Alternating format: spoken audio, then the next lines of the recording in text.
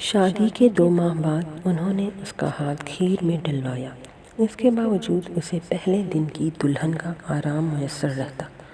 شادی کے 6 ماہ گزر جانے کے باوجود وہ سج دھج کے رہتی۔ اس کے ہاتھوں سے مہندی نہ اترتی۔ ہاتھوں میں کھنکتی چوڑیاں تو اس کی موجودگی کا احساس ہر دم اس گھر کی در و دیوار کو دلاتی رہتی۔ اسے خود پر کسی شہزادی کا گماں ہوتا۔ اکثر وہ اس سج دھج سے گھبرا جاتی، لیکن کچھ بھی کہنے کی ہمت نہ ہوتی۔ چاہے اشنا خاتون نے اسے کبھی کچھ نہیں کہا تھا، اس کے باوجود وہ ان سے نہ صرف خوفزدہ رہتی بلکہ بات کرتے ہوئے بھی ہچکچاتی۔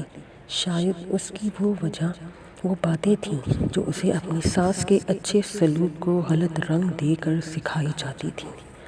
بظاہر سب کچھ ٹھیک ہونے کے باوجود وہ پوری طرح مطمئن نہیں تھی۔ وہ اشنا خاتون کو دیکھتی تو کسی فرشتے کا گماں ہوتا۔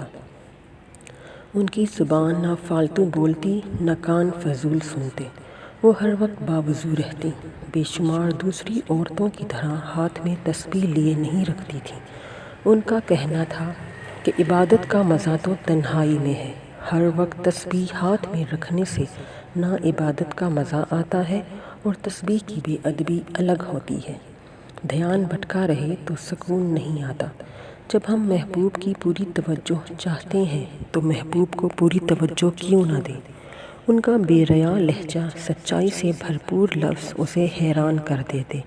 اتنے ماہ گزرنے کے باوجود وہ ان کی کوئی بھی برائی پکڑنے میں ناکام رہی تھی۔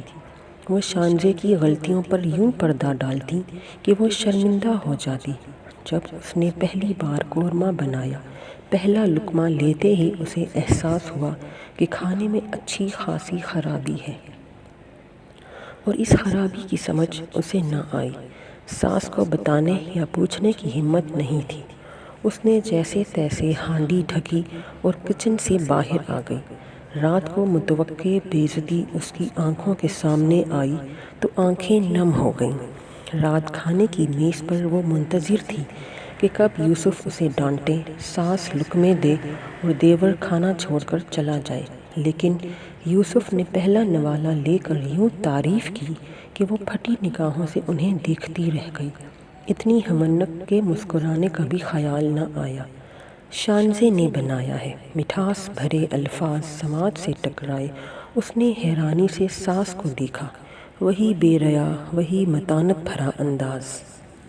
بھابھی کے ہاتھ میں آپ جیسا ذائقہ ہے، سلیمان نے کہا، اور اس ایک لفظ سے ساری کہانی اس کی سمجھ میں آ گئی۔ اس کی ساس نے اس کے کچن سے نکلنے کے بعد قورمے کو بہتر کیا تھا۔ اس کے دل میں ان کے خلاف ہلکی سی خلش آ گئی تھی۔ ان کے یہ ڈھکوسلے اسے اب عجیب ذہنی تناؤ میں مبتلا کرنے لگے تھے۔ اب وہ اکثر سالن خراب کرتی جو رات کو ٹھیک ملتا،